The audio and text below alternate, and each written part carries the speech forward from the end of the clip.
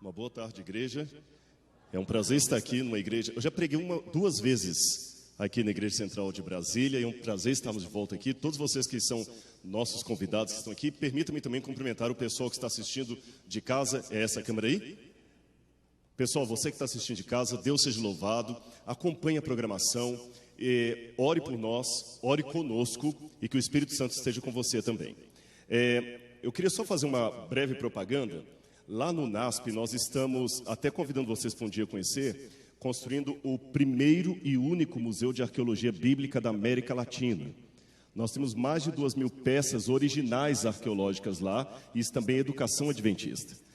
Eu não acredito em qualquer área, seja arqueologia, geologia, história, que não misture com evangelismo e testemunho da palavra de Deus. Então, orem por esse projeto da construção do museu. Quando forem ao NASP Campus Engenheiro Coelho, visitem o Museu de Arqueologia Bíblica que temos lá. Essa riqueza pertence à educação adventista do Brasil.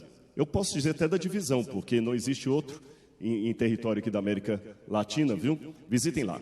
E detalhes sobre o museu, ontem o colégio colocou uma página minha no Facebook, só quem quiser saber, Rodrigo Silva Arqueologia, só clicar lá, seguir. Todos os dias nós vamos postar um vídeo com meditação e uma matéria sobre o museu e sobre a arqueologia. Tá certo? Muito bem. Vamos à palestra de hoje. Nós vamos primeiro, nesse primeiro momento, falar sobre a história da ciência moderna. E no segundo momento, Deus existe? Eu deixei a principal palestra para depois. Quem não aguentar ficar até depois, eu espero que tenha fé antes disso, senão vai sair sem saber. Tá certo? Mas a ideia é, será que Deus existe? Há muitas pessoas inteligentes que são ateias, cultas. E com base em que eu posso dizer que Deus existe? E vou já colocar uma polêmica aqui. Não posso provar a existência de Deus. Mas se eu não posso provar a existência de Deus, como é que eu vou tentar provar a existência de Deus com a palestra? Fique que você vai entender. Tá bom? Fique que você vai entender.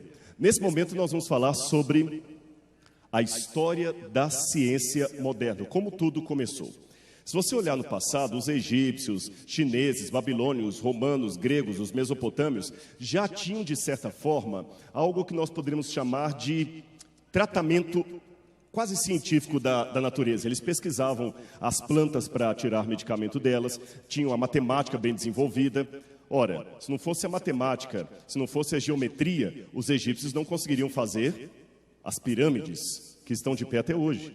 Há algumas obras feitas por arquitetos e engenheiros hoje que caem com 2, 3 anos, as pirâmides do Egito estão lá, ainda em pé, sólidas. Então nós temos aqui um exemplo que eles já usavam técnicas, a medicina. Agora esse quadro mostra por que há uma dificuldade dos atuais em aceitarem como ciência aquela medicina, aquela geometria, aquela engenharia praticada no passado. Um dos problemas é que eles não trabalhavam com o que a gente chama de método científico. O outro problema está nesse quadro aqui. Vocês notam que enquanto o médico está prescrevendo um medicamento para o doente, o que 2 homens estão fazendo aqui? Orando. Havia uma mistura entre ciência e religião que hoje é execrada pela academia. E nós vamos entender nessa primeira hora aqui o que aconteceu que a ciência e a religião se divorciaram. Mas os egípcios, mesclando ciência e religião, fizeram, por exemplo, há 3.800 anos, próteses. Vocês estão vendo ali foto de próteses. Estão vendo um dedão de madeira? Foi encontrado uma múmia, era uma prótese. Dentadura, não sei se tem alguém da área de odonto aqui, já havia implantes dentários entre os egípcios. Implantes dentários. Você tem ali também um implante de uma perna, implante mesmo, que eles faziam. E aqui eu tenho um crânio que foi encontrado na Jordânia, e ele está aqui com um buraco na cabeça, pode ser uma traqueotomia, ou seja, aqueles especializados em medicina dizem que o buraco foi feito e a pessoa sobreviveu após aquilo ali. Não foi uma pancada, foi uma intervenção cirúrgica. Uma intervenção cirúrgica, datada de mais ou menos 1.400 anos antes de Cristo. Em cima vocês têm o papiro de Edwin Smith, que é um papiro médico, onde várias receitas e tratamentos até com anestesia já eram praticados no Egito antigo. De modo geral também, nós temos na Grécia, com Tales de Mileto, a inauguração de uma astronomia também científica. Só para vocês terem uma noção, Tales de Mileto é considerado pela história da filosofia o primeiro filósofo grego da humanidade. Se a gente pegar a filosofia grega para cá, porque eu acredito que existe uma filosofia hebraica anterior. E no dia 28 de maio de 585 a.C., aconteceu um eclipse solar que Tales de Mileto previu que ia acontecer. É interessante, porque até Tales de Mileto usar tudo isso aí, as pessoas só acreditavam nos deuses do Olimpo, e ele desafiou isso. Ele desafiou os deuses do Olimpo. Além dele, nós temos Anaximandro, que sem voar em nenhum balão, em nenhuma asa delta, em nenhum avião, fez o primeiro mapa mundi que temos noção. E olha que ele acertou bastante. Para quem nunca viu a Terra de cima, fazer um mapa mundi, e ele imaginava a Terra como se fosse um prato, um disco. O que mais que a gente pode descobrir dessa época? As navegações. Alguns chegam a pensar que os fenícios podem ter estado aqui no Brasil muito antes dos descobridores. Não uma certeza absoluta, mas há uma evidência, uma probabilidade disso. Os fenícios cruzavam o mar, você precisa de tecnologia. Porém, se eu for trabalhar a rigor, a historiadores aqui, costuma-se dizer que a ciência moderna é algo que se desenvolveu a partir do século XIV, XV, século XVI em diante. Antes, não havia algo que podemos chamar de ciência antiga, por isso que eu coloco com um ponto de interrogação. Fala-se de ciência moderna, algo que surgiu a partir de agora. E por quê? A explicação vem aqui. Se formos olhar a ciência apenas no aspecto prático e experimental, então podemos chegar à conclusão de que a iniciativa foi apenas uma protociência, porque havia um abismo entre o saber e o fazer. Não havia experimentos. E como hoje nós temos a experimentação, mas o que foi acontecendo lá na Idade Média que causou essa ruptura? Vocês sabem, conhecem a história do cristianismo, a partir do IV século, com a suposta conversão de Constantino, a igreja dominou o poder. E agora o lema era Roma locuta finita causa est. Roma falou, acabou, não questiona. Os ditames da igreja é que normatizavam tudo. E ai daquele que discordasse dos dogmas da igreja. O que acontecia? Ele seria preso, julgado como bruxo. Mais tarde vem a Inquisição. Um pouco depois da Idade Média vem a Inquisição, que começa perseguindo os judeus da Espanha, depois passa a perseguir todos aqueles que iam contra o dogma da igreja. Aqui eu tenho uma cena de alguém sendo levado até o tribunal da Inquisição para comparecer ali por algum crime. Talvez qual o crime dele? Querer traduzir a Bíblia. Olha esse quadro aqui. Esses homens que estão com esse chapéu eram colocados assim para serem humilhados depois de serem torturados e mortos em praça pública. Aliás, não precisa ir longe. Lembra que no passado os professores, quando queriam castigar um aluno, colocavam aquele chapéu de burro? Sabiam que aquele chapéu de burro tem a origem nessa época da Inquisição? Do Santo Ofício? Do Santo Ofício. Colocava aquele chapéu de burro ali. Olha lá, estão vendo aqueles homens com o chapéu? É uma cena do Santo Ofício. E as torturas? É interessante que quando uma pessoa, principalmente aqueles que queriam trabalhar ciência, eram torturados como curandeiros, como bruxos, porque estavam contra a igreja, a tortura, a pessoa ia morrer de qualquer jeito. Por que a igreja torturava? Porque se a pessoa morresse sem assinar uma confissão, os bens dela iriam para o Estado. Se ela assinasse uma confissão de heresia, os bens iriam para a igreja. Então eu entendo quanto alguns ateus acabam ficando meio revoltados com a religião, porque a religião no passado, ela realmente praticou muitas coisas erradas contra a fé, mas o ponto é o seguinte: eu não posso cortar toda a floresta amazônica por causa de algumas árvores podres. Eu não posso jogar fora água suja, a bacia e o menino junto. Não confunda Deus com a caricatura que fizeram dele. Porque se eu for olhar o modo como o brasileiro dirige, eu vou falar que nenhum brasileiro presta no trânsito. Mas você deve dirigir bem, eu espero. Sim ou não? Bom, então vamos aqui.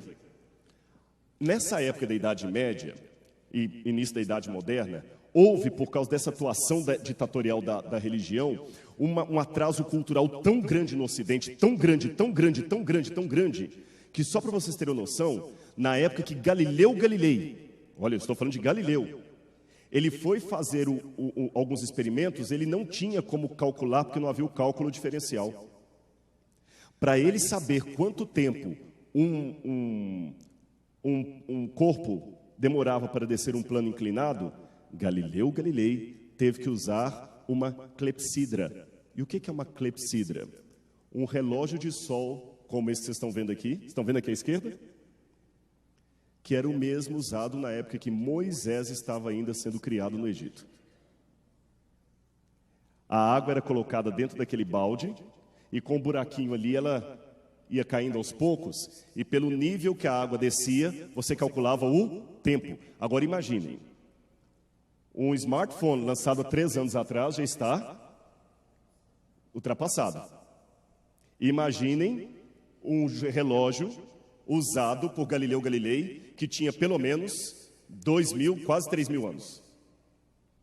A mesma tecnologia usada no Egito era usada ainda na Europa. Para medir, como não havia um padrão de medidas universal, isso era terrível, porque tinha o Pierre du Roi era o pé do rei. Alguns inventaram assim, para homenagear o rei, vamos medir as coisas em pés. Daí que veio o costume britânico de medir em pés. Só que cada rei tinha um pé diferente.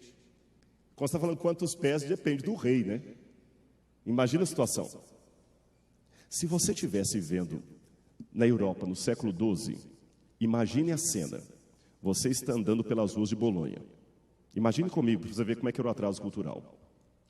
O mau cheiro de urina e fezes era terrível. Porque as pessoas faziam necessidades fisiológicas em pinico, urinol, e jogava pela janela das casas, jogava na rua. Agora imagina você andando nas ruas de Bolonha e vindo lá na frente uma velhinha, baixinha, andando assim meio mancando de uma perna, cabelo todo branco, toda enrugada, 3 dentes na boca, uma gengivite terrível. E você fala, que velhinha, e você se surpreenderá que aquela velhinha tinha 32 anos de idade. E com muita sorte ela viverá até os 38. Porque essa era a expectativa de vida da época. Leptospirose para todo lado. Hoje está ao contrário, né? Eu estava no serviço essa semana, tinha uma senhora lá de 55 anos fazendo ginástica, academia, e já era avó. Eu falei assim, acabou, quando eu era criança, tinha aquela brincadeira assim, eu vou levar minha avó à academia. Hoje isso não faz mais sentido, essa piada, porque é muito fácil você levar sua avó à academia, mudou, né? Agora imaginem na Idade Média, quem chegasse aos 40 anos, era Matusalém. Era Matusalém. As pessoas não tinham técnica de agricultura, acreditam nisso? Não tinham técnica de agricultura na Europa. Não havia boi puxando arado, eles não conheciam essa tecnologia, tudo parado. E como eu falei, só a igreja que dominava. E os feudos, e os burgos. Meu pai, para fazer cálculos maiores, era pior ainda, porque tinha o algarismo romano. Eles trabalhavam com o algarismo romano ainda, lembra? O I, o X, o V. Como é que você faz cálculo de divisão com aquilo? Como é que você calcula com o algarismo romano 40 dividido por 5? Eles tinham que usar o ábaco, esse instrumento aqui, que era uma coisa muito complicada. Mas, olha a reviravolta. Mas, ao mesmo tempo que houve a reviravolta, eu quero mostrar para vocês o que a gente chama de filosofia da história, só com uma pitadinha de teologia. Olha como é que Deus trabalha na trama e na urdidura. Na trama, na mão e na contramão da história. Aqui eu tenho um mapa da Europa. Vocês estão vendo lá em cima, Europa, Palermo, Sicília, Itália, estão vendo ali? Toda essa Europa era dominada pelo catolicismo medieval, com os papas e os reis. Eram os 2 poderes da Europa, a mitra e a espada. A mitra e a espada, o poder do rei e do papa, e os senhores feudais. Toda a Europa desse jeito que eu descrevi. Mas, bem longe ali, no século 6 depois de Cristo, aqui na Arábia Saudita, estão vendo a Arábia aqui embaixo? Surge um homem chamado Maomé. Maomé era um falso profeta. Mas é interessante que Deus tem uma genialidade histórica, não me perguntem como, de Deus pegar algo que ele não desejou e transformar para uma bênção. Entendem? Sabe aquela relação sexual que não foi desejada por Deus? E às vezes nasce uma criança que a relação não foi desejada por Deus, mas daquela relação Deus traz uma criança que é uma bênção. Se torna um pregador do evangelho, alguma coisa assim. Deus não faz para surgir, mas uma vez que foi feito, surge. Não sei se vocês entenderam o ponto. Deus não desejou que o mal se tornasse uma realidade através de Lúcifer. Mas uma vez que isso aconteceu, Deus aproveitou e mostrou o amor dele. Não sei se ficou claro para a igreja esse ponto. Não foi Deus que levantou Maomé. Maomé foi um falso profeta. Mas uma vez que Maomé levantou, Deus utilizou. Acho que essa que é a grande frustração do diabo. Porque ele faz de tudo para poder atrapalhar os planos de Deus, e no final Deus só dá uma mexidinha lá na peça do tabuleiro e dá checkmate.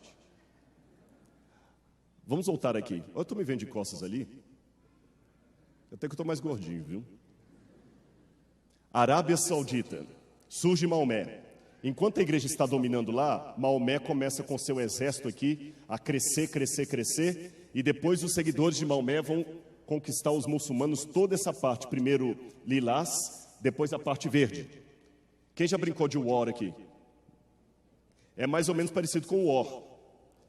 O exército muçulmano vai atingindo aqui o norte da África, passam pelo Estreito de Gibraltar e chegam aonde? Europa, Espanha. E eles dominam a Espanha. Como eles dominam a Espanha, a igreja ficou ameaçada, que ela não podia combater o exército árabe. Por que não podiam combater?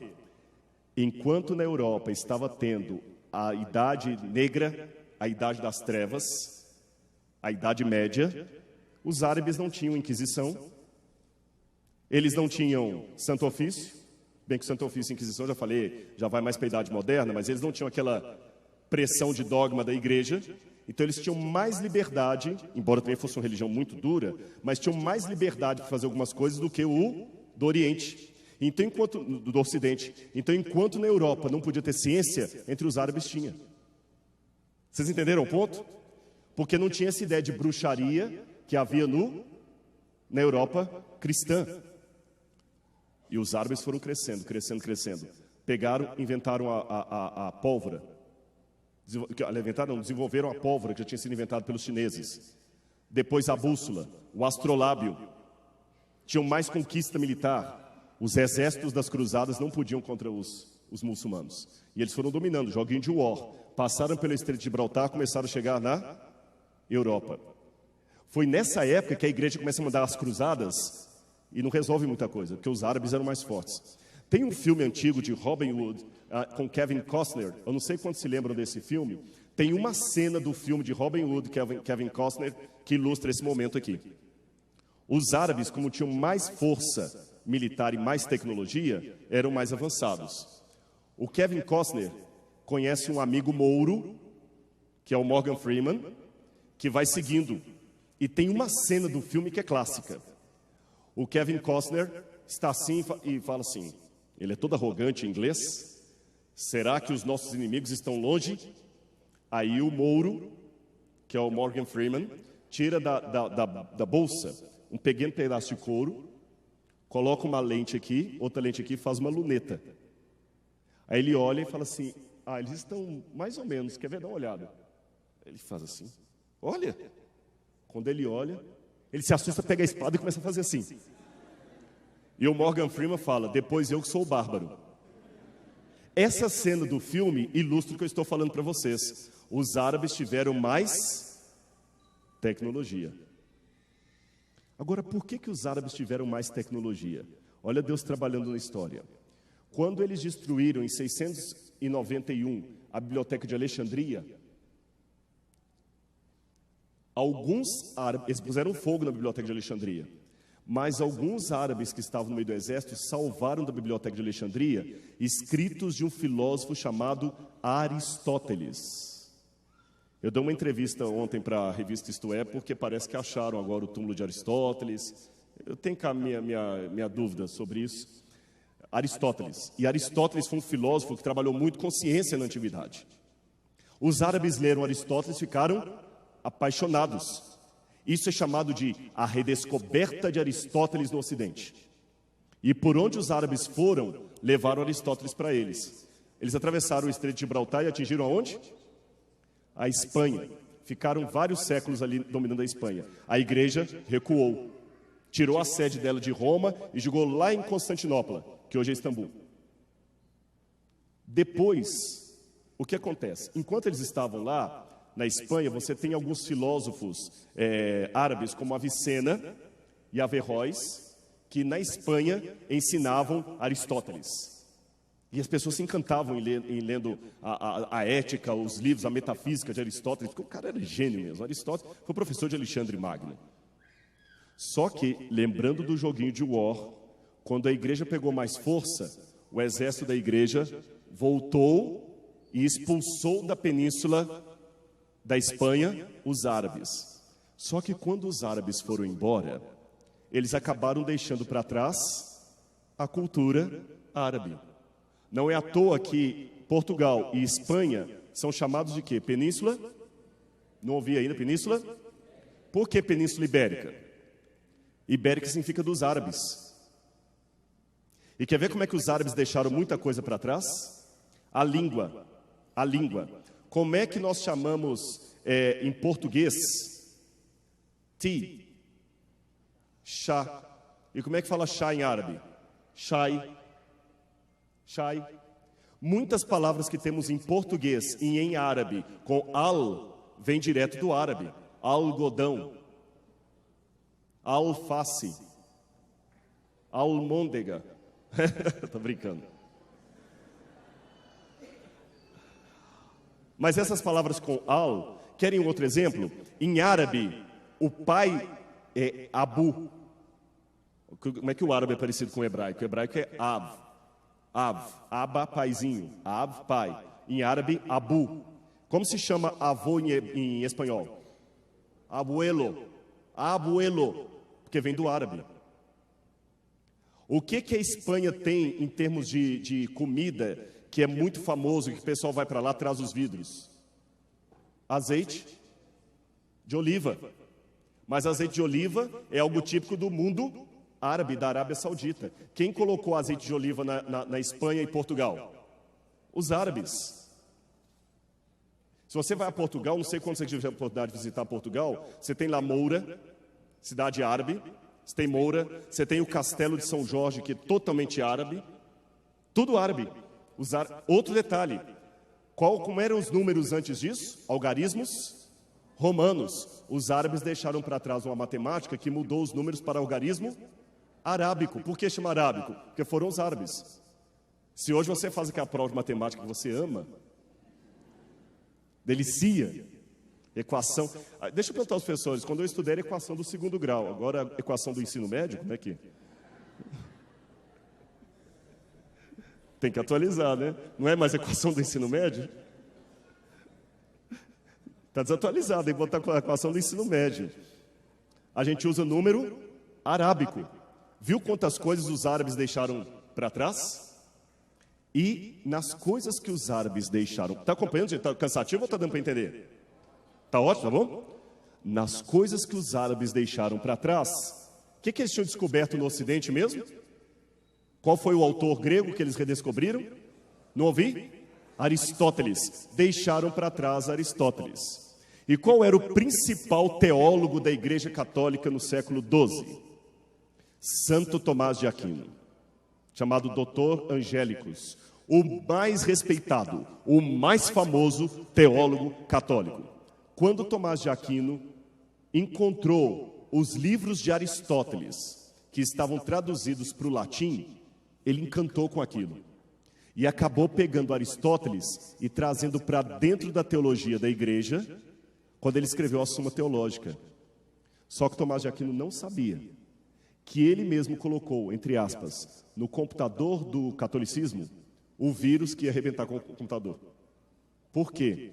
Porque como Tomás de Aquino abençoou Aristóteles e canonizou Aristóteles, Aristóteles entrou para dentro do dogma da igreja sem nenhuma restrição. Só que juntamente com Aristóteles vieram os questionamentos. As pessoas podiam ler Aristóteles porque a igreja não proibia. Mas você sabe que se você expor alguma, abre a sua mente. Aí começaram a acontecer uma série de coisas. Por exemplo, a ideia de terra. Na época dos egípcios, eles imaginavam que a terra era como se fosse uma mulher, assim, no chão, Get, que eles chamam, e o céu era o Nut, outra mulher. Get é terra, Nut é céu, em egípcio. O mundo bíblico também tinha uma ideia de terra. Aliás, deixa-me colocar uma coisa para os irmãos aqui. Eu sei que muita gente fala assim, a Bíblia já provava conceitos científicos antes da ciência. Né? Por exemplo, enquanto todo mundo falava que a Terra era quadrada, a Bíblia já dizia que a Terra era redonda. Isso aqui tem dois erros, a gente não pode usar esse argumento. Em primeiro lugar, por quê? O Dr. Rui Vieira publicou pela Sociedade Bíblica do Brasil, pela Sociedade Criacionista Brasileira, um livro Reinventando a Terra Plana. Jeffrey, esqueci o sobrenome do autor. E nesse livro mostra que no passado, muita gente antes de Colombo e Copérnico já acreditava que a Terra era redonda. Uma bola. Então já começa o mito por aí. Segundo, a Bíblia fala que a Terra era como se fosse um disco. Ah, mas e quando fala lá em Isaías que Deus assentou a redondeza da Terra? No hebraico a palavra redondeza é rug. Rug é compasso. A imagem é que Deus sentou no chão e fez com um compasso a redondeza da terra. Entenderam? A outra passagem, mas como é que fala lá em Jó que o diabo falou assim, de rodear a terra e passear por ela? Vocês não estão vendo, mas tem um quadrado aqui. Eu não sou o diabo, tá? Mas eu não posso rodear o quadrado? Então rodear não significa que a terra é redonda. A Bíblia, irmãos, ela não foi escrita com linguagem científica, porque esta não era a sua função. E mesmo os cientistas de hoje não usam linguagem científica para descrever tudo. Por exemplo, os físicos chamam até hoje de átomo o que eu sei que não é átomo. Tem alguém da área de física aqui? Não tem ninguém da área de física? Química? Então tem um físico ali. Átomo é átomo? O átomo é átomo? O que significa a palavra átomo? Mas o átomo já não foi dividido? Então o átomo já não é mais átomo. Já tem partículas subatômicas. Ainda usamos o nome átomo para algo que já foi divisível. Mesmo o maior astrônomo falar de pôr do sol e nascer do sol, quando ele sabe que o sol não se põe nem nasce. Então nem mesmo os cientistas usam linguagem precisa na descrição. Às vezes usam uma linguagem humana. Ficou claro isso para os irmãos? Sim ou não? Muito bem. Então, no livro de Ezequiel, por exemplo, mostra Ezequiel olhando para fora do manto do céu e olhando as rodas que rodavam de Deus, o circuito de Deus ali. Se eu pegar também aqui a visão que a terra tinha que os antigos, mesmo autores bíblicos tinham da terra, é como se a terra fosse um prato, um disco. Embaixo dela estavam os abismos, duas montanhas que sustentavam o firmamento, o céu era o firmamento, e havia três céus: o céu das aves, o céu das estrelas e o céu de Deus. Repito, não é a Bíblia antecipar linguagem científica, queria torná-la a palavra de Deus. Ela conter verdades que são divinas. Ficou claro isso para os irmãos? Eu não estou querendo contradizer, mas acho que a gente tem que argumentar com coisas que são argumentáveis. Eu não vou fazer agora a Bíblia dizer o que ela não está dizendo só para parecer que ela é mais forte. Então não use esse argumento que a Bíblia já tinha dito que a Terra era redonda antes da ciência descobrir isso, porque esse argumento não procede.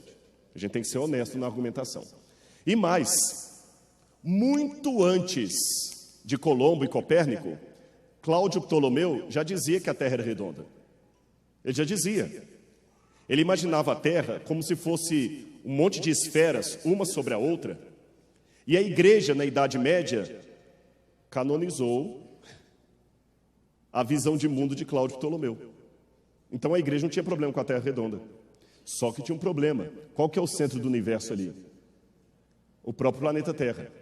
E aí havia vários outras esferas que iam rodando. E a igreja explicava assim, quem colocava essas esferas rodando? Os anjos.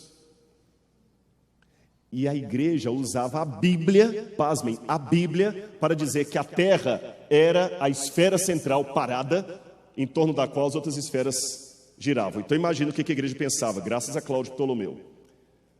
A Terra era uma esfera parada, imóvel, e em torno dessa esfera moviam outras esferas, que os anjos colocavam em movimento.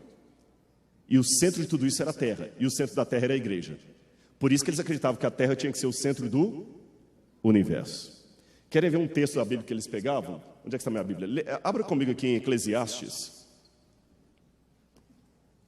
Olha como é que a Bíblia, apanhada sem um estudo, pode fazer valer o que ela não estava. A igreja mostrava a Bíblia como prova disso aí. Eclesiastes capítulo 1, versículo 4. Eclesiastes 1, verso 4. Na minha versão diz assim: geração vai, geração vem, mas a terra permanece para sempre. Na tradução em latim eles diziam: terra autem in aeternum stat, quia terra autem in aeternum stat. No latim, eternum stat, quer dizer o seguinte: eternidade vai e a terra permanece eternamente imóvel, perdão. E a terra permanece eternamente imóvel, estática, parada. Por causa de um erro de tradução do latim, a igreja sustentou por muito tempo uma doutrina de que a terra era parada. E se você dissesse que a terra movia e que a terra girava, você estaria contradizendo uma doutrina bíblica. Bom, mas muita coisa foi acontecendo na Europa que foi minando tudo isso. Onde é que eu quis dizer que Deus trabalha? O fato do islamismo entrar na Europa quebrou um pouco da hegemonia papal. Entendem o que eu quero dizer? Se o islamismo não tivesse entrado ali, a força da igreja seria muito mais forte. E nós não teríamos a ciência moderna. Porque foi com a leitura de Aristóteles. Quem redescobriu Aristóteles no Ocidente? Os árabes. E quem trouxe para dentro do cristianismo? Tomás de Aquino. Se Aristóteles não entrasse ali, nós não teríamos a física que você estuda hoje. Porque as pessoas se inspiraram naquilo. E muita coisa foi acontecendo nos capítulos da história. Por exemplo, no século XIV, Petrarca inaugura o renascentismo. O Brasil, durante muito tempo, esteve sob a ditadura militar. E quem foram os primeiros e mais eficazes revolucionários contra a ditadura militar? Foram políticos? Não. Sindicalistas? Músicos? Artistas? Foi ou não foi? Porque o artista tem a capacidade de criticar o sistema sem o sistema perceber que está sendo criticado. Lembra da musiquinha? Pai, afasta de mim esse cálice, Pai, afasta de mim esse cálice de vinho tinto de sangue. Aparentemente estava falando de Jesus, mas o cálice de substantivo virava imperativo ordem. Era uma maneira de criticar. Os artistas têm essa facilidade de ironia, de criticar sem perceber que estão criticando. Por isso que as críticas à igreja começaram com os artistas do renascentismo, de Petrarca. Vou dar um exemplo para vocês. Quem conhece esse quadro famoso aí da criação? Michelangelo pintou a Capela Sistina. Olha que as coisas novas que ele já coloca. A criação do homem, mas o homem se assenta e Deus que se esforça para alcançar o homem. Não o homem que se esforça para alcançar Deus. Outro detalhe, Deus está atrás de Deus. Vocês conseguem ver ali uma mensagem subliminar? Existe um cérebro. É o contorno de um cérebro. Ele fez de propósito. É um cérebro. Ele fez toda a anatomia. Eu não sei, porque alguns historiadores dizem que na Idade Média foi proibida a dissecação de corpos.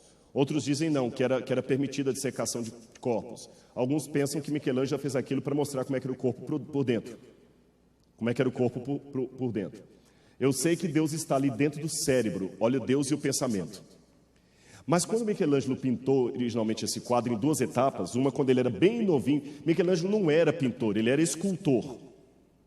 E para pintar esse quadro, ele falou que não ficou tão bem feito. Já pensou? Uau! Marromeno. Você é de Ceará? Sergipano, está perto, né? Ele pintou Deus nu.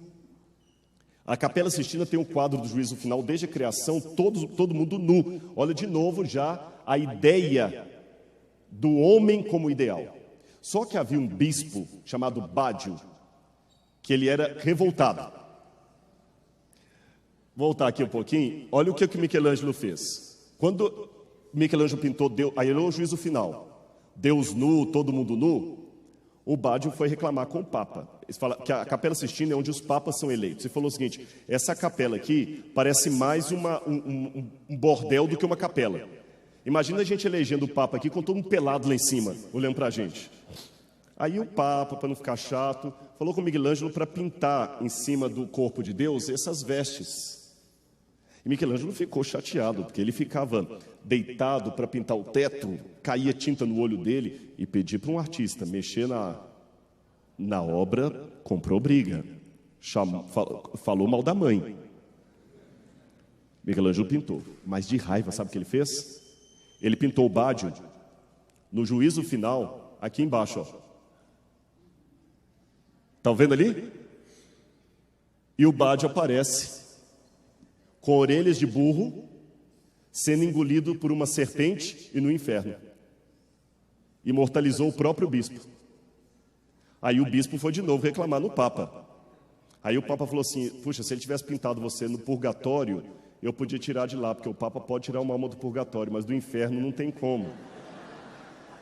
Então, se algum dia você visitar a Capela Sistina em Roma e olhar um altar-mor, lembre-se dessa história que eu falei com vocês, e lá está o Bádio imortalizado. Esta é um exemplo que eu dei de como as artes agora estavam questionando. Antes, a obra de arte pintava só coisas divinas. Agora começa a pintar também as Madonas. Vem Michelangelo e pinta a Gioconda, a Mona Lisa.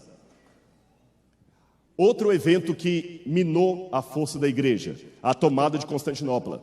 Lembram daquele joguinho de war?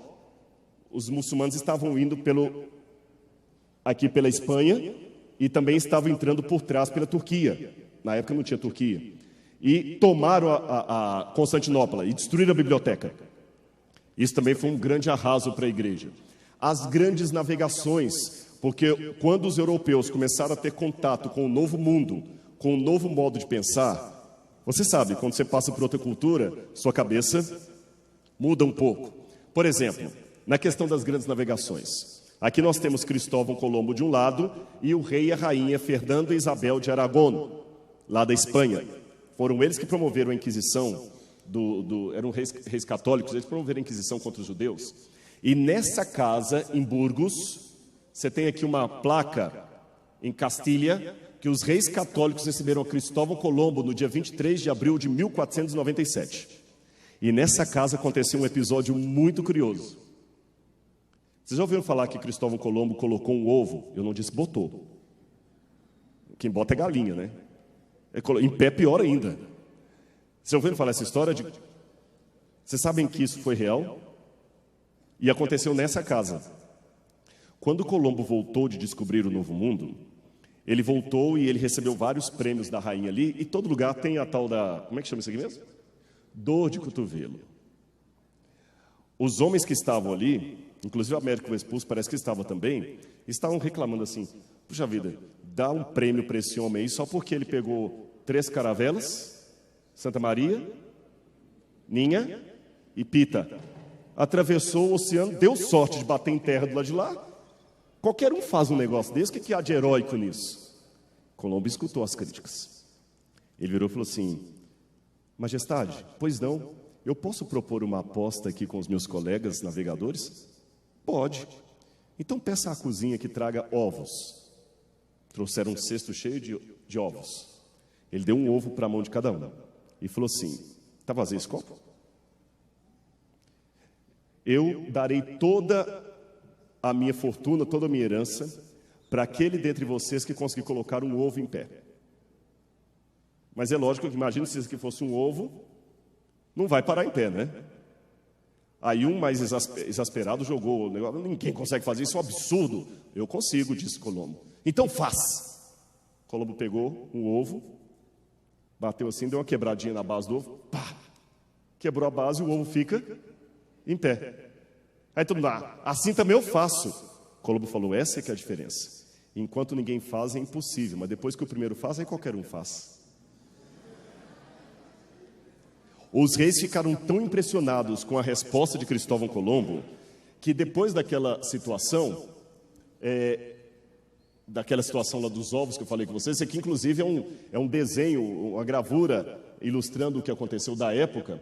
Eles mudaram as moedas, os dobrões espanhóis. Havia nas moedas, aqui à esquerda, vocês veem escrito plus ultra em latim. Antes havia nec plus ultra, porque eles pensavam que depois de Portugal e a Península Ibérica, só havia um pedaço de oceano e o abismo, o precipício. Então eles colocavam as duas colunas de Hércules, estão vendo duas colunas ali na moeda? Representando o fim do mundo. E em cima escreviam em latim, nec plus ultra, nada mais além. Porém, graças à visão de Colombo, tiraram o nec e ficou apenas plus ultra, mais além. Essas coisas todas que eu estou contando para vocês, gente, somada às grandes invenções da pólvora, do astrolábio que eu já mencionei, a invenção da imprensa de Gutenberg, a reforma protestante, foram coisas que foram minando a força da igreja. E nesse conjunto, um belo dia, Galileu Galilei inventa o experimentalismo. Ele sobe com os alunos na torre de Pisa, e lá em cima na torre de Pisa, ele fala com os alunos, o que vocês acham? Se eu jogar, algumas versões trazem uma bola de chumbo, outras falam que era um pedaço de tijolo. Se eu soltar um tijolo inteiro e um pela metade, qual dos dois vai chegar primeiro? O inteiro, que é mais pesado, né? Ele falou, será? Vamos ver. Ele subiu com o tijolo pela metade, o outro inteiro. Soltou do alto da torre. E o que aconteceu? Os dois caíram no mesmo tempo. Aí ele explicou para os alunos. O que um ganhou no peso, o outro ganhou em menos resistência do ar. Viram? Vocês não podem afirmar uma coisa sem antes experimentar. Aí, com o experimentalismo, começa a nascer o método científico que vai ser desenvolvido por Francis Bacon e sistematizado depois por Stuart Mill. Aí vem Leeuwenhoek, o holandês, e inventa um microscópio. Aí não para mais. Começam, então, novas correntes filosóficas, distanciando-se cada vez mais da igreja. Descartes vem com o racionalismo, do cogito ergo sum. Depois, David Hume com o iluminismo, e começam a dizer que Deus não existe. Voltaire até dizia que Deus existia, mas ele abandonou o mundo. Deixa eu explicar rapidamente a ideia de Voltaire para vocês.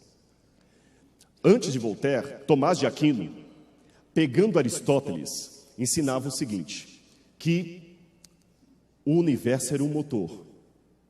E se o universo era um motor, tinha que ter alguém que criou o motor e mantinha o motor funcionando. Porque qual era a ideia de motor na época de Tomás de Aquino? Vocês conhecem máquina de fiar? Mas já vocês não devem saber. A máquina de fiar era uma roda que eles costuravam roupa, que tinha um pedal e a pessoa tinha que ficar com o pedal assim, ó, o tempo todo fazendo assim com o pé. Enquanto ela fica batendo o pé ali, a roda fica girando. Se ela para o pé, a roda para. Então, motor, a palavra motor significa aquilo que move, tinha que ter alguém mantendo o motor movimento. Só que nessa época que a ciência surge, inventam-se, John Fulton inventa o motor da locomotiva. Robert Fulton, da locomotiva e do navio a vapor. Como é que era esse motor?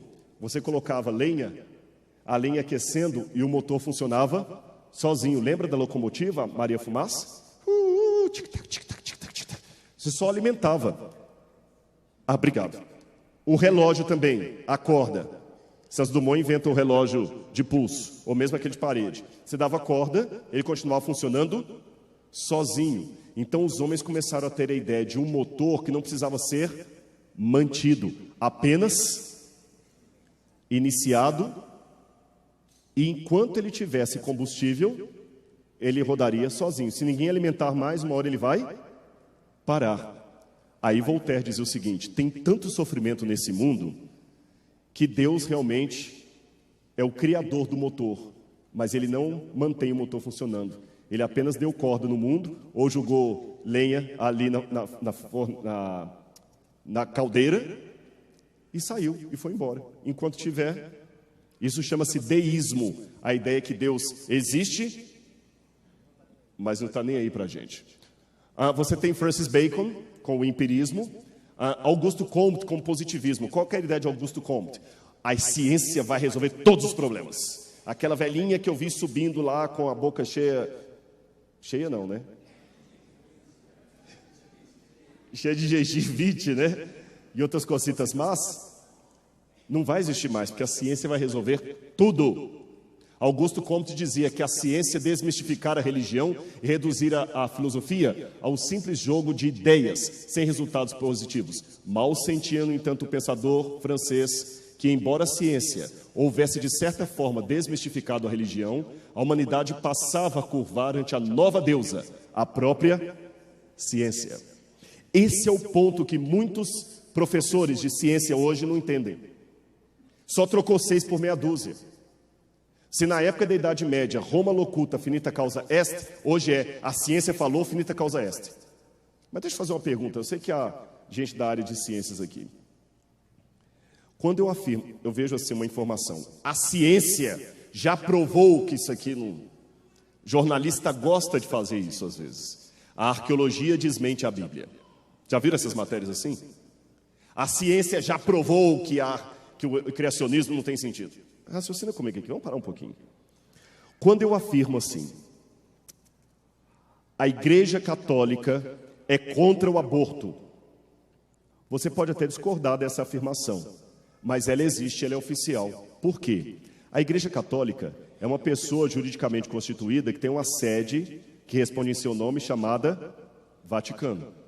Quando eu digo assim, a Igreja Adventista diz que o sábado é o dia de guarda, você pode até discordar disso, mas a afirmação oficial existe. Por quê? Igreja Adventista é uma pessoa juridicamente constituída com uma sede mundial chamada Conferência Geral em Maryland, nos Estados Unidos. Concordam? Certo? Agora eu pergunto, a ciência é uma pessoa juridicamente constituída? Onde é que está o quartel-general da ciência? Eu tenho vários professores aqui. A pedagogia afirma que... A pedagogia afirma alguma coisa? Que afirmam são pedagogos. E um discorda do outro. Passa-se a ideia que... o cientista e o religioso, como se o religioso não pudesse ser cientista. Esse é que é o ponto. Esse é que é o ponto. Vamos voltar aqui?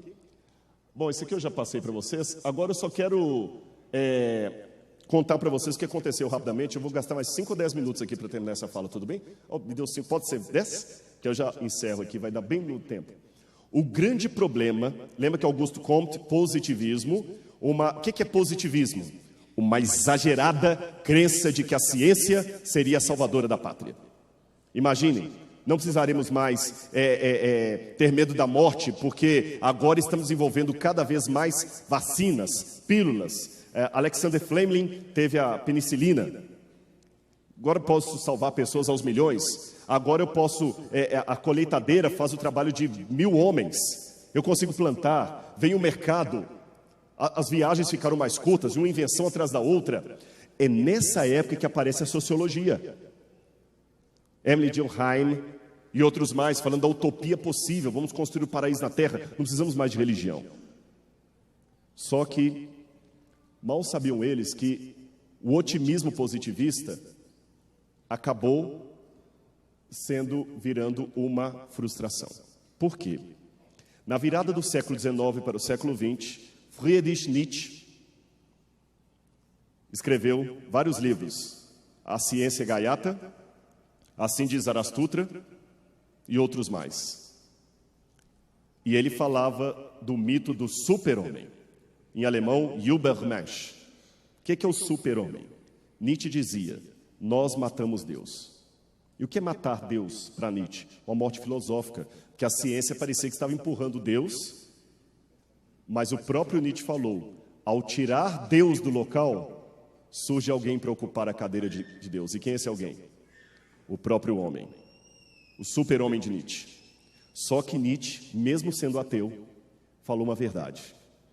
Com a morte de Deus, morreram também os nossos valores. Morreram também os nossos princípios, as nossas certezas. E Nietzsche estava sem querer fazendo às vezes de profeta e antecipou o que iria acontecer pouco tempo depois. Em 1914, estoura a Primeira Guerra Mundial. 1939, Segunda Guerra Mundial. Ali foi o grande basta da modernidade. Ali entrou em crise, porque a ciência que antes salvava milhões de pessoas, agora matava milhões, com a bomba atômica de Nagasaki e Hiroshima. As pessoas ficaram cada vez mais descrentes em relação à ciência. O desespero foi tão grande que Oppenheimer e outros do ciclo de Viena tentaram, depois da guerra, construir em Viena uma forma de resgatar o que seria, ou não, ciência. Aí você tem as propostas, por exemplo, de Karl Popper, princípio da falseabilidade, que eu vou dizer para vocês mais à frente, Fahrenberg, que falava do anarquismo epistemológico, Thomas Kuhn, que falava da revolução científica, tudo para definir uma coisa que até hoje os acadêmicos brigam e não sabem definir com precisão. O que é ciência? Dê-me uma definição de ciência que seja realmente universal.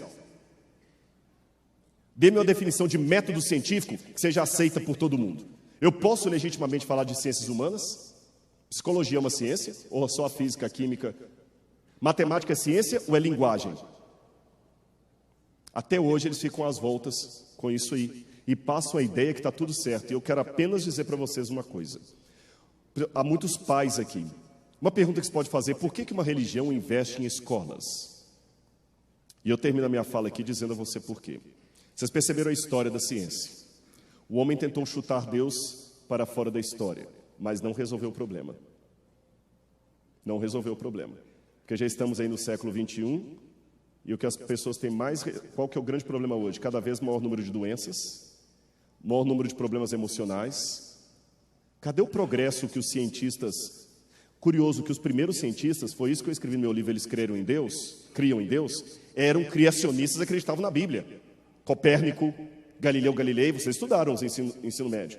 Mas quando vieram os outros lá, Voltaire, começaram a romper com a religião. Darwin, começam a romper. E prometeram construir uma ciência em que Deus não era mais necessário como hipótese de trabalho. Eu pergunto a você, melhorou o mundo? Melhorou? Se eu começar a criticar o pastor dessa igreja, você fala, tá bom, já que você está criticando o pastor dessa igreja, vai tirar o pastor, então você vai assumir a igreja por 5 anos. E depois de 4 anos, você vê que a igreja está cada vez pior. Significa que eu resolvi o problema? A ciência, ou alguns cientistas, arvoraram tirar Deus da academia. Eu pergunto a você, melhorou? Você notou que hoje até o glúten está causando alergia? E sabe o que eles estão descobrindo? Por que o glúten está causando alergia? É porque o organismo humano está modificando para pior e o glúten também. A alimentação está cada vez pior. Está alimentando todo mundo, mas com uma alimentação que não presta. O que tem de livro de psicologia infantil, e a coisa que está mais difícil hoje é educar crianças e educar filhos. Ensinar valores morais. E eu respondo a você, por que nós temos uma educação cristã? Sabe por quê? Por 2 motivos. Letra A. A gente enxerga que o seu filho, você que está em casa, acompanha isso aqui, que eu vou falar com você, principalmente você, que às vezes não valoriza a educação cristã, porque você quer levar o seu filho para um lugar para prepará-lo para o vestibular da FUVEST. Nós sabemos que além de você, estudante, existe um ser que Deus quer salvar. Nós temos universidades públicas aí que estão querendo formar livres pensadores. Um lugar onde Deus não é bem-vindo. Para você esquecer as questões de religião. Para o jovem dali sair com a mente mais aberta do que essa mente estreita dos religiosos. Será que eles estão conseguindo? Olha esse dado aqui, por favor, que eu vou colocar aqui. E o dado não é da Igreja Adventista. Qual que é o lugar que deu esse dado? Unicamp. Revista de Ensino Superior. Uso de drogas por universitários. 48,7% dos estudantes já experimentaram drogas ilícitas. Isto é o dobro da população brasileira. Se os cientistas ateus, se os pedagogos ateus, se os promotores da ruptura entre religião e ciência, entre fé e ensino, se esses promotores estivessem fazendo o dever de casa, eu não teria tantos drogados na universidade, porque já estavam ensinando os alunos a serem livre-pensadores. Eu desafio aqueles que acham que religião é bobagem, que acham que eu ensinar Deus e conversão para o aluno é bobagem, aqueles que acham que é bobagem ter ensino religioso no currículo, que me respondam, vocês estão fazendo o dever de casa? Por que você tem entre os seus alunos o dobro da taxa de usuários de drogas? Outra pergunta, outro dado. Olha o consumo de álcool entre os jovens universitários, e quando eu falo universitários aqui, de universidades secularizadas não confessionais. Tá certo? Um outro problema, questão do cotidiano universitário. Eles falam que vão fazer de você, se você algum dia estudar numa universidade não cristã, prepare-se para ouvir um professor de filosofia, mandando você esquecer tudo que você estudou na escola adventista, porque você vai ter um livre pensador. E ele vai te ensinar ateísmo e tudo mais. Só que lembra desses dados que eu estou colocando e joga para ele. Se eu quero fazer um livre pensador, professor, então tá bom. Me explica isso. Olha esse livro aqui, que é um livro acadêmico sobre questões do cotidiano universitário. Já estou terminando, viu? Olha os problemas que os alunos estão tendo em universidades seculares, tanto brasileiras como internacionais. Dificuldade de expressar ideias próprias, dificuldade de criatividade. Mas vem cá, não são eles que acusam a igreja de fazer dos jovens vaquinha de presépio? Não são eles que vão falar para você que quer fazer de você uma pessoa livre, para você não pensar igual aos seus pais? Por que estão com dificuldade de expressão? É porque ele só quer que você repita o que o professor disse. Mais um detalhe, dificuldade de se expressar por escrito, dificuldade de texto e inteligência fluida, dificuldade de entender o que leram, analfabetismo funcional, dificuldade de reflexão, dificuldade de lidar com questões existenciais. E eu termino mostrando aqui, pesquisas mostram que o suicídio entre universitários, o vazio existencial de jovens na contemporaneidade é terrível. Quando alguém fala para mim assim, os países mais ricos e avançados do mundo são ateus, Suíça, Suécia, e você não sabia que a Suíça e a Suécia detêm o ranking mundial de suicídio entre jovens. Interessante, quando um ateu fala comigo assim, escuta, eu acho que não faz sentido Deus, porque, olha lá, a África sofrendo e os países ateus da Europa, a Alemanha, estão todos crescendo. Tá bom, eu não vejo tanto nível de suicídio entre jovens da Etiópia, mas existe um monte de suicídio por depressão entre jovens da Suíça e Suécia. Os lugares que arvoram terem mais progresso porque tiraram Deus da jogada. Perceberam? Então aprenda também a questionar. Eu posso contar 2 minutos uma historinha aqui para fazer a ponte para a minha próxima palestra? Para quem talvez não ficar para a próxima palestra, segura por gentileza aqui. Eu vou falar com vocês o que eu diria rapidamente para um ateu. Por que o sistema que o ateísmo vai querer mostrar para você não procede? Vou começar pelo ponto que eu e o ateu concordamos. Tá bom? Um ponto que eu e o ateu concordamos. O que eu poderia falar em 1 ou 2 minutos para um ateu? Aprenda isso o dia que você tiver um professor ateu. Um ponto que eu e o ateu concordamos. Os seres humanos... Saúde? O ser humano é um ser que busca significado. Por isso que quando ele espirrou eu falei saúde. Nós buscamos significado. Está na nossa natureza, está na nossa alma. É o diferencial, pergunta a qualquer antropólogo, é um grande diferencial entre o homem e os animais. Nós procuramos significado, nós procuramos sentido para a vida, sentido para as coisas. Por isso que temos obra de arte. O que são as obras de arte? A música, a poesia, os quadros, as esculturas, senão uma forma de buscar sentido da vida. Nesse ponto eu e o ateu concordamos. É por isso que, se nós não buscássemos por significado, por sentido, não faria sentido falar de história da humanidade. Eu posso legitimamente falar de história da humanidade porque eu busco significado. Você já ouviu falar de história dos cachorros?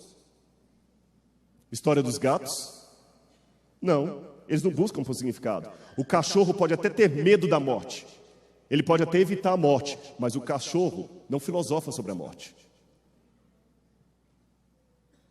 O gato não filosofa sobre a vida. Eles podem até ter sinapse, aprender, mas eles não filosofam, eles não buscam significado. Ok, concordaram com isso? O que me diferencia dos animais é que eu sou um ser que busca por quê? Significado. Agora tem um problema que o ateu não contava. Wittgenstein dizia, e eu acho que é um ponto aceito até na física, que qualquer sistema fechado, A lei da entropia está aí para provar isso. As leis da entropia, qualquer sistema fechado só tem sentido ou significado fora dele. Aprenda essa lei aqui. Qualquer sistema fechado só tem sentido fora dele. Por exemplo, imaginem que um extraterrestre esteja olhando você na Terra. Ele está lá olhando você na Terra. E você pega um cartão de crédito. Cartão de crédito. E o ET está olhando. E você chega lá na loja, entrega o seu cartão de crédito um pouco para o homem, ele põe numa maquininha e te devolve um produto. Aí você sai feliz. Aí você de novo entrega o cartão de crédito em outra loja e sai com um pacotão. O ET vai olhar e falar assim, uau, que objeto poderoso, que ele entrega um pouquinho e as pessoas dão coisas para ele. O ET desceria até a Terra e perguntaria para você assim, deixa eu examinar esse objeto. Rapaz, o que tem aqui nesse plástico que faz as pessoas te darem coisas apenas porque você entrega para ele um pouquinho o plástico? Qual foi a norma que eu coloquei? O sentido de um sistema fechado só estará fora dele. Para eu explicar para o ET como é que funciona esse cartão, eu tenho que estar fora do cartão. Eu tenho que explicar para ele o sistema de trocas, de economia, de dinheiro, de moeda, de banco, a história da economia mundial, a história da economia humana, correto? Depois que eu explicar tudo isto, ele vai entender que o cartão é apenas um dinheiro virtual. O sentido de um sistema está fora do sistema. Entenderam a ilustração? Agora o ateu me diz, o universo é tudo o que existe e fora dele não há nada, nem Deus. Se o universo é tudo que existe e fora dele não há nada, nem Deus, como é que eu posso procurar o sentido para o universo? Se o sentido de um sistema está sempre fora dele. Se não há Deus, não há nada fora do universo, então não adianta procurar o sentido da vida, o sentido do universo. Então o que é que os astrônomos estão fazendo? Papel de idiota. Porque o sentido de um sistema está fora dele. Se não há nada além do universo, então não adianta buscar o sentido. Se não adianta buscar o sentido, não adianta eu procurar por sentido. Se não adianta procurar por sentido, não há nada que me diferencie dos animais. Então, professor de história, para falar de história da humanidade, nós somos apenas animais gastando tempo. Isso é apenas algo para você pensar. Mas será que Deus existe mesmo? Será o tema da próxima palestra daqui a alguns. Vamos então à matéria de hoje. Deus existe? O livro que eu estou escrevendo, O Ceticismo da Fé, começa pelo seguinte, eu já digo, principalmente se alguém estiver assistindo de casa, eu sou um crente incrédulo. Por que eu sou um crente incrédulo? É porque eu não acredito em qualquer coisa. É um ledo engano achar que o religioso acredita em tudo e que o ateu discorda, descrê em tudo. O ateu também acredita em muita coisa. Quase 90% da matéria do universo é chamada matéria escura.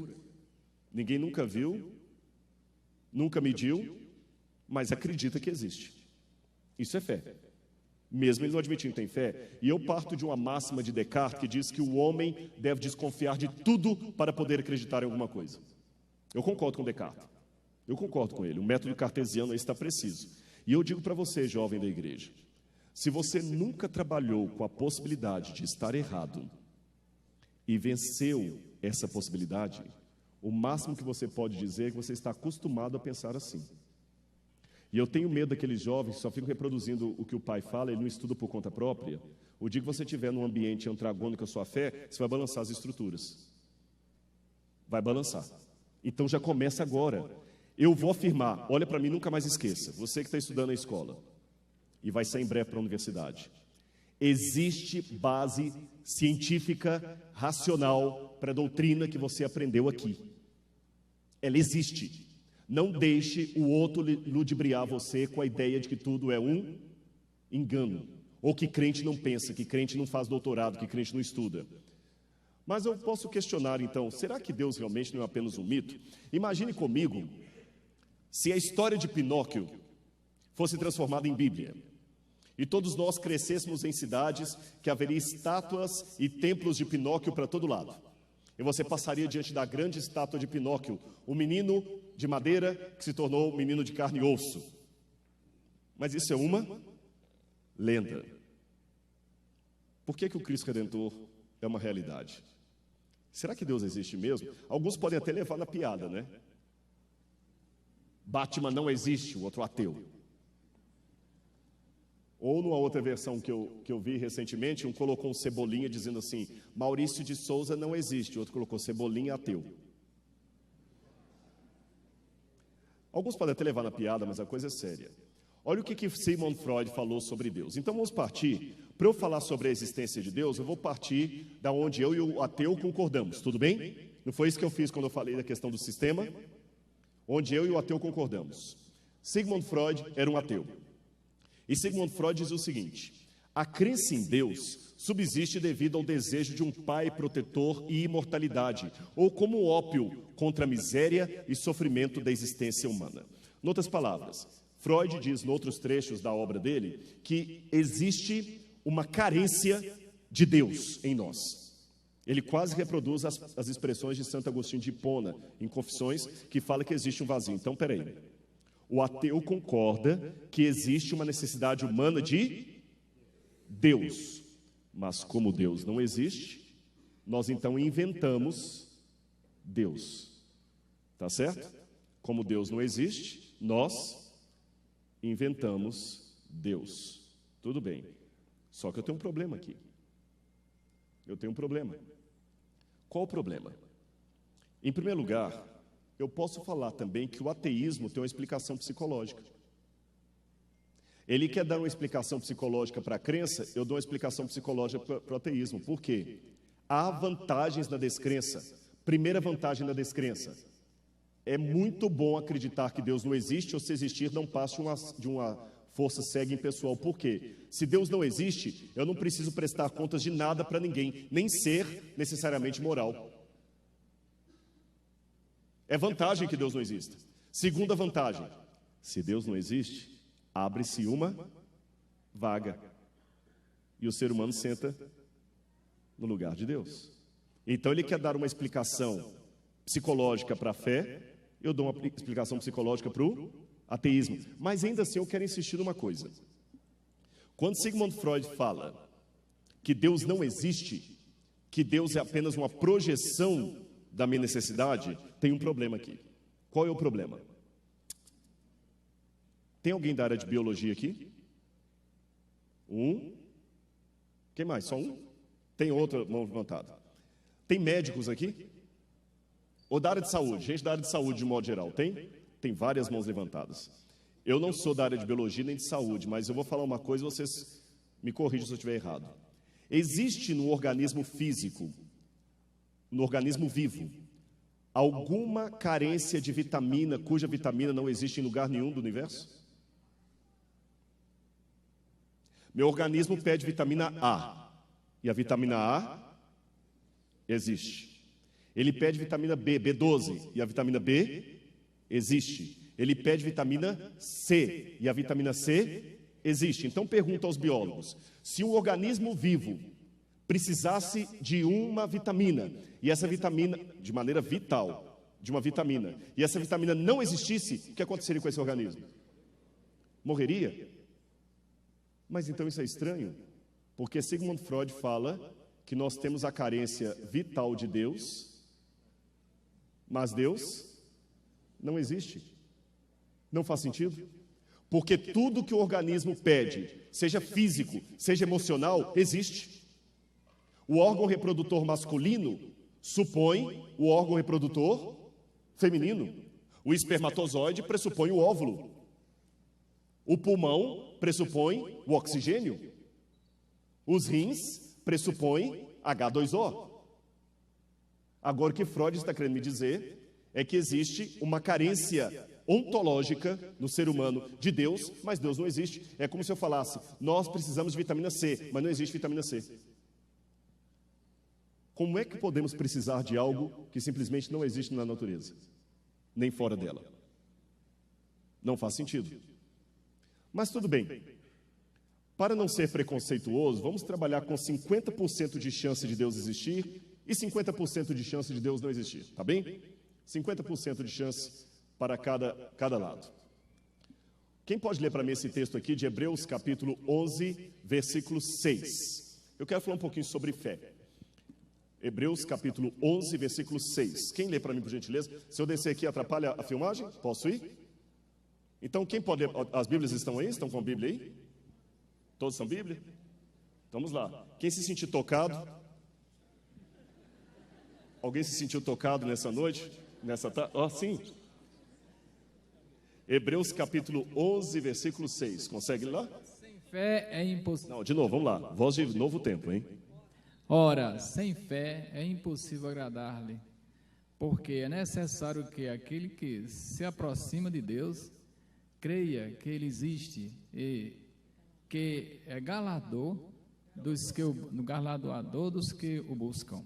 Ora, sem fé é impossível agradar a Deus. Eu tenho problema com esse texto de princípio, filosófico. Sabe por quê? Imagine que eu fale com vocês assim: eu tenho o poder de curar qualquer coisa, mas você já tem que vir crendo. Não faz sentido isso? Se eu acabei de começar a minha palestra dizendo que a minha fé surge da dúvida, por que eu tenho que ir a Deus crendo que Ele exista? Eu vou explicar a vocês o porquê. Existe uma má interpretação dos crentes e dos ateus quanto à palavra fé. Tanto ateus como crentes pensam que fé é algo que não precisa de evidência.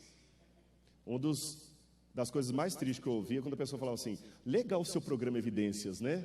Muito bom. A gente não precisa disso, né? Porque a gente já crê. A fé não precisa de evidência? A palavra fé em grego, para lembrar as aulinhas de grego, pistis. Se você for um dicionário de grego, pistis significa o seguinte: garantia que advém de uma possibilidade de confiança. Vamos repetir o sentido da palavra fé em grego? Garantia que advém de uma possibilidade de confiança. Então não existe na Bíblia lugar para fé cega. Foi isso que eu tentei explicar num dos programas do jogo, que eu falei que fé cega é fideísmo. Então, como é que funciona essa questão que quem vai a Deus tem que ir crendo que Ele exista? Simples. Quando você vai ao banco para pegar um empréstimo, você vai ao banco crendo ou descrendo que você pode ter um empréstimo? Crendo? Claro, porque se você fosse descrendo, não iria. Mas eu pergunto, você já recebeu o empréstimo? O dinheiro já está no bolso? E mesmo assim, por que você vai? Deixa eu mudar minha pergunta. Por que você vai ao banco crendo na possibilidade de ter um empréstimo, mas não vai ao açougue? Por que você vai buscar dinheiro no banco e não no açougue? E por que você sabe que é impossível? E por que você sabe que não é o ramo dele? Eu estou insistindo, é filosófico isso aqui. Por que você sabe que não? Mas como é que você sabe? Você já viu o dinheiro do banco? Você já entrou num cofre? Você já entrou num cofre de banco? Não. Mas é baseado em que a probabilidade? Se você nunca viu o dinheiro do banco, por que você sabe que o banco tem dinheiro para te emprestar? Hã? Já viu outros que foram e conseguiram empréstimo? Eu nunca vi alguém que foi lá conseguir um financiamento no açougue. Mas já vi um monte de gente que foi ao banco e conseguiu financiamento. Ou seja, a minha fé é construída no testemunho coletivo. Com base nesse testemunho de pessoas que foram ao banco de todas as classes, eu vou ao banco crendo que o gerente pode me dar um empréstimo. Como eu nunca vi alguém em sã consciência conseguir empréstimo no açougue, eu acredito que lá não tem. A mesma coisa acontece com Deus. Por que eu vou até Deus crendo que Ele existe? A própria Bíblia afirma, Hebreus 12, verso 1. Aqui está falhando um pouquinho, não sei se é a bateria. Porque nós também estamos rodeados de tão grande nuvem de testemunhas. Por isso é o mesmo sistema do banco. Eu vou até Deus crendo que Ele exista, porque eu tenho uma grande... Aliás, a maior parte da humanidade, 2% da humanidade são ateus, 98% creem em algum tipo de Deus. O testemunho maior está de que lado? Será que são esses 2% que estão certos? E quem são essas multidões de testemunhos? Não é somente gente simplória, não. C.S. Lewis, ateu, professor de Cambridge, que escreveu as Crônicas de Nárnia, deixou de ser ateu. Sir Isaac Newton, descobridor da lei da gravidade. Dostoiévski, Fyodor Dostoiévski escreveu Crime e Castigo, Irmãos Karamazov, que era ateu também. Você tem Leibniz, Gottfried Leibniz, que simplesmente criou o conceito de teodiceia. Leibniz era tão inteligente que quem tem 21 anos aqui? Com 21 anos ele terminou o primeiro doutorado dele. Quem tem 8 anos aqui? Quem tem 8 anos? Ninguém tem 8? Aqui? Com a sua idade ele aprendeu sozinho latim e grego. E acreditava em Deus. Blaise Pascal. Nós temos hoje o leite, a matemática de Pascal, todas as técnicas, porque esse homem acreditava em Deus. Você tem também Louis Pasteur. Se você hoje pode tomar o seu leite pasteurizado, graças a esse biólogo criacionista. E, finalmente, Anthony Flew. Quando eu fiz a faculdade de filosofia, Anthony Flew era o maior ateu respeitado do mundo. O pessoal fala de Richard Dawkins não é nada. E quando Anthony Flew se tornou crente em Deus na ressurreição de Jesus, gente, quando eu estudei filosofia, dizer que Anthony Flew se tornaria crente seria a mesma coisa de falar que o Papa ia virar adventista. Ninguém acreditaria. Eu estudei nos livros dele. E no mundo científico, eu tenho outras testemunhas, pessoas também de calibre mental elevadíssimo que dizem, eu acredito em Deus. Olha essa história aqui. O que está à esquerda de vocês, Yuri Gagarin. Foi até o espaço sideral. Lembra da Sputnik, a corrida russa contra os Estados Unidos na Guerra Fria, quem atinge o espaço? Yuri Gagarin foi até o céu e voltou como um bom ateu dizendo, eu fui ao espaço. Foi mais alto do que qualquer homem foi, porque ele foi o primeiro a rodear a órbita da Terra. E ele lá disse, a Terra é azul. A primeira frase, a Terra é azul, foi dele. E a segunda, eu fui ao céu e Deus não estava lá. Mas olhem a revanche de Deus. Anos depois, o cavaleiro que está à direita de vocês, chamado Frank Borman, foi ao espaço sideral, numa altura o dobro daquela que Yuri Gagarin havia ido. E lá do espaço sideral, pediram a Frank Borman para dizer como homem, cosmonauta, homem de ciências, o que ele sentia ao estar no espaço sideral. Querem ouvir a resposta dele original? Eu vou mostrar para vocês o que ele falou. E a voz é original dele. Pode colocar, por gentileza, o som. Isso foi dito do espaço sideral. Eu quero mandar um alô para todas as pessoas que estão na Terra e os meus parentes que estão em San Diego. No princípio, Deus criou os céus e a terra. E a terra não tinha forma. Está vazia. E estava sob a profundeza do abismo. E o Espírito de Deus movia sobre as faces das águas. E Deus disse, haja luz. E houve luz. E Deus viu que a luz era boa. Perceberam?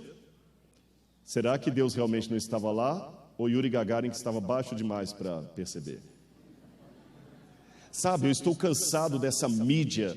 Alguém perguntou a questão do preconceito, né, contra o criacionismo. Essa mídia que coloca que crente não pensa, até a prova. Olha, você tem aqui os religiosos e os cientistas, como se religioso não pudesse ser cientista. Para com isso.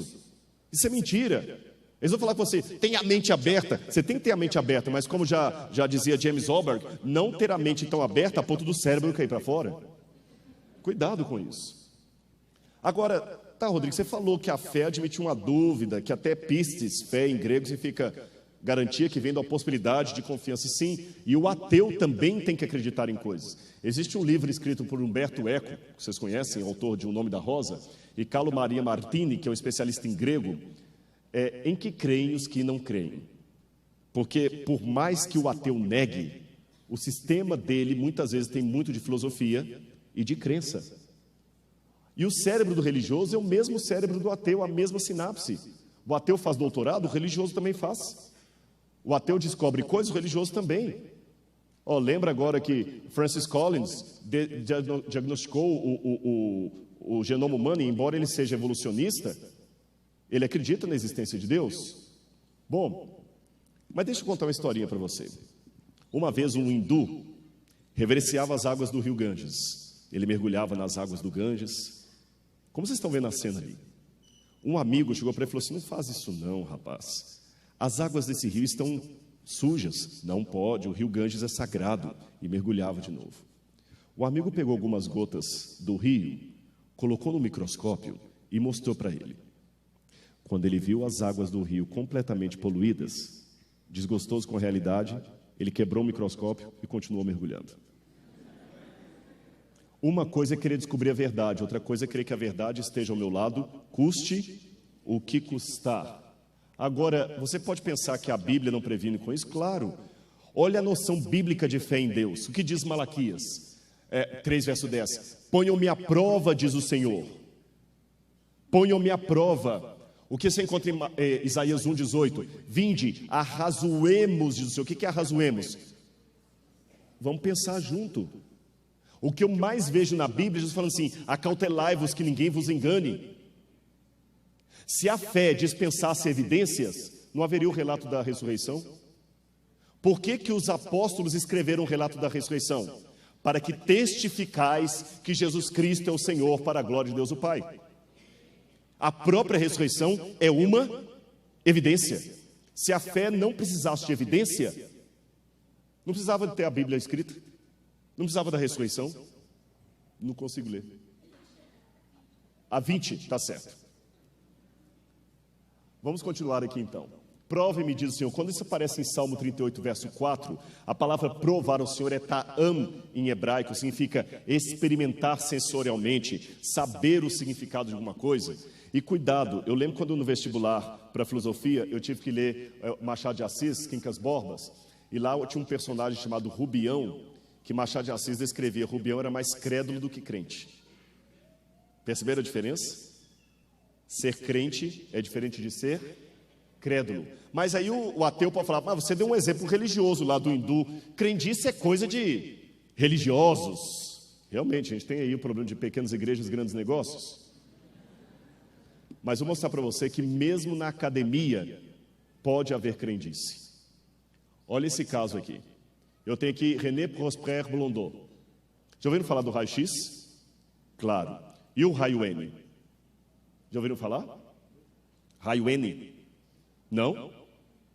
Pois Blondeau descobriu o raio-N. E quando ele descobriu o raio-N, isso no início do século XX, muitos físicos, até ateus, falavam da medição do raio-N e verificavam o raio-N. Até que anos e anos depois, Robert Wood, da Nature, falou assim: tem alguma coisa errada com esse raio-N que o pessoal está mostrando aí. E era uma certeza absoluta na academia. O que ele fez, Robert Wood? Ele chamou todos os principais especialistas em raio-N para uma conferência, e sem que eles soubessem, isso pode comprovar na internet, essa história é verdadeira, ele tirou do aparelho a diapositiva, a lente, que permitiria qualquer raio ser visto. Ou seja, qualquer raio só pode ser visto através de uma lente. Ele tirou. E os homens olharam através do aparelho. E todos eles viram o espectro do raio-N, mesmo sem a lente. Na verdade, o que eles tiveram? Uma crendice coletiva por homens acadêmicos e ateus. Então estão vendo que todos estão com o risco de acreditar em coisas que não existem, e isso está acontecendo com o evolucionismo hoje. Eles ficam falando com vocês de evidências que não há. Todas as evidências que mostram do evolucionismo é da microevolução.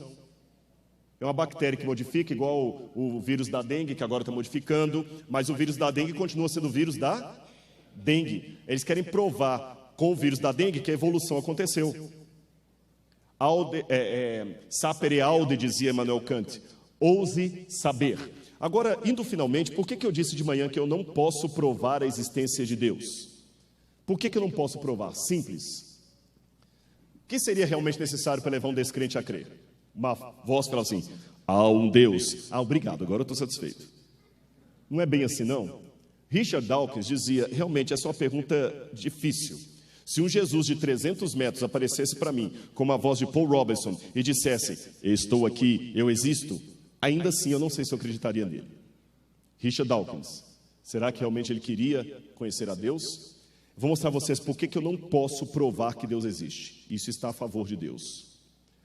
Karl Popper, aquele do ciclo de Viena, falava do princípio da verificabilidade e da falseabilidade.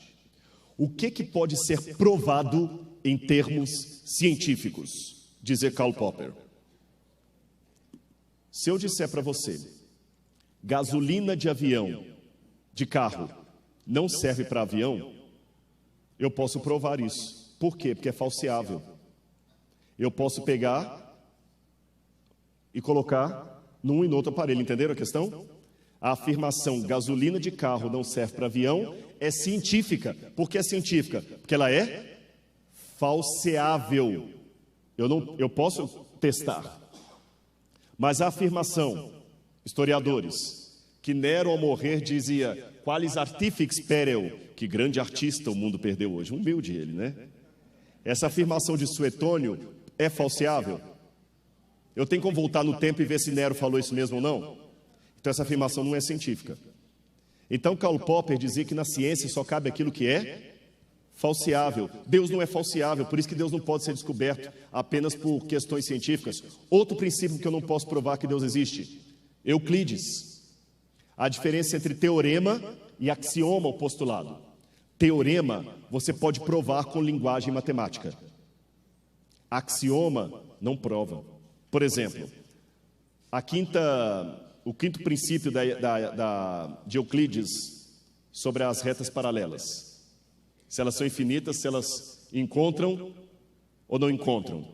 Você não pode provar isso. Porque você não tem uma régua do tamanho do infinito para provar as retas paralelas. Então, os postulados de Euclides que você não pode provar, porque você não tem régua suficiente para isso, não tem medição, mas é tão lógico que você pode enunciar. Qual a diferença de um teorema para um postulado? O teorema eu provo, porque está dentro do meu calibre mental. O postulado, o axioma, eu apenas enuncio, porque está acima da minha capacidade de verificação. Ficou claro isso para todo mundo? Teoria da relatividade em Einstein. Nós não temos ainda como medir aquilo para ver se funciona, mas é tão lógico que ninguém pode negar. A teoria da energia escura, da matéria escura, eu não posso provar, está longe da minha capacidade, mas faz sentido, é um enunciado. Ficou claro para a igreja a diferença de postulado para teorema? Aí que vem a questão, meus irmãos, Deus não é teorema. Porque se Deus fosse teorema, então Deus poderia ser provado. Se ele fosse provado, ele estava dentro da minha capacidade de verificação. Se ele estivesse dentro da minha capacidade de verificação, ele seria pequeno demais para ser Deus. Por isso que eu afirmei que eu não posso provar que Deus existe. E esta é uma das provas que ele existe. Mas eu posso inferir algumas coisas. E nesses 10 minutos que me restam aqui, eu vou dizer a vocês por que eu posso inferir que Deus existe. E eu quero te ensinar, jovem, a fazer perguntas. Você vai encontrar pessoas céticas, ateias, que ficam fazendo muita pergunta para você. Se Deus é amor, por que morre criancinha? Por que Deus mandou matar no Antigo Testamento? Antes que você responda uma coisa, ele já está jogando outra pergunta. Ele não quer respostas, ele quer te encurralar. Faça perguntas para ele também. Olha uma pergunta filosófica aqui. Parmênides dizia o seguinte: é preciso pensar nisto. Aquilo que existe é. O que Parmênides quis dizer com isso? É o que Leibniz falava: por que existimos? Por que há algo ao invés de nada? Rodrigo ainda está confuso, está muito filosófico. Então vou simplificar para você. A ideia mais propagada hoje, mesmo que ela não seja unânime, é a ideia do Big Bang. Ela não é unânime, mas é a mais divulgada. Que o universo começou por uma explosão. Tá certo? Ok. Se o universo começou com uma explosão, o que havia antes da explosão? Se não há Deus. O que havia antes da explosão? Nada. Só que nada mais nada é igual a nada. Tá certo? Nada mais nada é igual a nada. Ex nihilo nihil fit. Do nada, nada se faz. Se não havia nada, por que hoje há algo? Esse é o grande drama. E o próprio Alan Sandage, que foi um astrônomo profissional, ganhador do prêmio Granford, que equivale ao prêmio Nobel de astrofísica, ele mesmo dizia que ele era um ateu militante na juventude, mas que ele hoje entende que a origem do universo só pode explicar através do sobrenatural. Alan Sandage, astrônomo, ganhador do prêmio Granford, ele calculou a velocidade do universo, a velocidade com a qual o universo se expande. Agora, o Richard Dawkins, ultimamente, Stephen Hawking, melhor, ultimamente, tem dito que o universo pode se criar a partir do nada. Será que isso é possível? Eu sei que ele é um gênio, mas com todo respeito, falou uma grande besteira. Olha o que ele diz. O que havia antes do Big Bang? O Stephen Hawking, naquele livro, O Grande Design, ele explica assim, para provar que do nada pode surgir alguma coisa. Havia o vácuo quântico, e ali havia partículas, matéria, energia, movimento, espaço e gravidade. Olha, eu não sou físico, mas para mim, isso aqui não é nada. Isso é nada.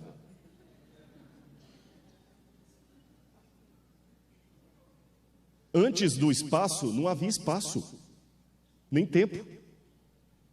E ainda que houvesse aquelas coisas, é como se eu falasse o seguinte: antes dessa igreja aqui havia cimento, areia. Ainda que eu falasse havia cimento, areia, betoneira, como é que essas coisas explodiram e formaram a igreja sem a intervenção de um engenheiro? Não faz sentido. Outro problema com a autocriação, dizer que o universo surgiu do nada, é o seguinte: eu nunca vi coisa surgindo do nada. Você tem medo de aparecer um tigre do nada aqui agora e te devorar? Todas as coisas demandam uma origem. Outro problema, as coisas não só existem, elas existem de uma maneira organizada. Por que existe algo ao invés do nada? E por que existe música ao invés de ruído? As coisas existem de uma maneira organizada. Aí o ateu fala assim: não, vocês ficam trabalhando com o Deus das lacunas. Não é questão de Deus das lacunas, meu amigo. É o óbvio. Toda coisa que existe tem que ter algo que originou. Agora eu vou colocar para você o nisto cremos dos ateus. Não tem o nisto cremos adventista? Crença número 1, o que é ateísmo? A crença de que não havia absolutamente nada. E nada aconteceu a nada. Até que nada de um modo mágico explodiu por nenhuma razão, criando tudo o que existe em todo lugar. Então, depois de um boom, tudo de modo mágico se auto-organizou, novamente sem nenhuma razão. E se autorreplicou, formando seres complexos que evoluíram e se transformaram em dinossauros, ponto. É nisso que eles querem que vocês acreditem? Como é que é? Agora, para não parecer que eu estou criticando Richard Dawkins, Stephen Hawking, perdão, desculpe-me, para não parecer que eu, um leigo, teólogo, estou criticando Stephen Hawking, eu vou usar um outro físico, Marcelo Geisler, que é ateu e físico. Ateu e físico. Olha o que ele fala de Stephen Hawking. As teorias que Hawking usa para basear os seus argumentos, teorias M, vindas das supercordas, têm tanta evidência empírica quanto Deus. É lamentável que físicos como Hawking estejam divulgando teorias especulativas como quase concluídas.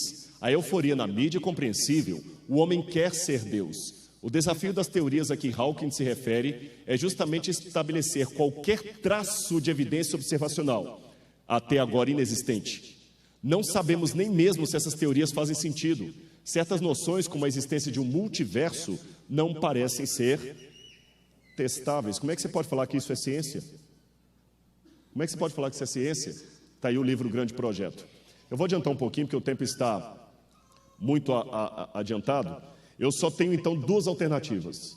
Ou eu trabalho com um universo eterno, ou eu trabalho com um Deus eterno. Mas aí o ateu vai falar comigo assim: tá, e quem criou Deus? Meu amigo, para ele ser a causa primeira, ele não pode ter sido criado, é uma questão filosófica. Se ele foi criado, tem que ter alguém que o criou.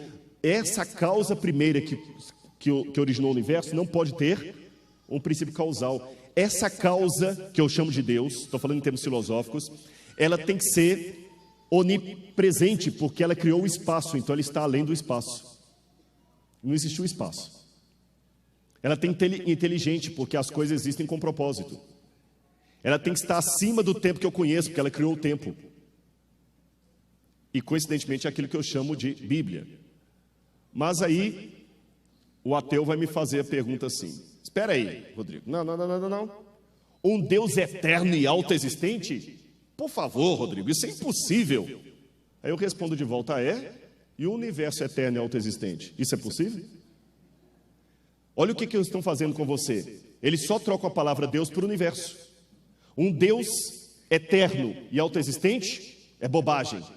Mas um universo eterno e autoexistente é possível. Ele só trocou Deus por universo. E isso para mim é panteísmo. Na verdade ele não é ateu, ele é panteísta. Ele tornou o universo seu próprio Deus. Perceberam? O dia que alguém me mostrar um avião com trem de pouso, máscaras de oxigênio, televisãozinha, barra de cereal, tudo junto ali, que surgiu por acaso, sem a existência de um engenheiro, eu passaria a acreditar que o pássaro também pode ter surgido por acaso, sem a existência de um criador. Eu sou cético para acreditar que aviões surgem do nada. Por que eu tenho então que acreditar que os pássaros surgiram do nada? Bom, porque existe música ao invés de ruído, já passei isso para vocês. E como falei, as coisas existem de maneira organizada. Eu quero terminar minha fala aqui apenas mostrando duas coisas. Ninguém nasce ateu, as pessoas se tornam ateias.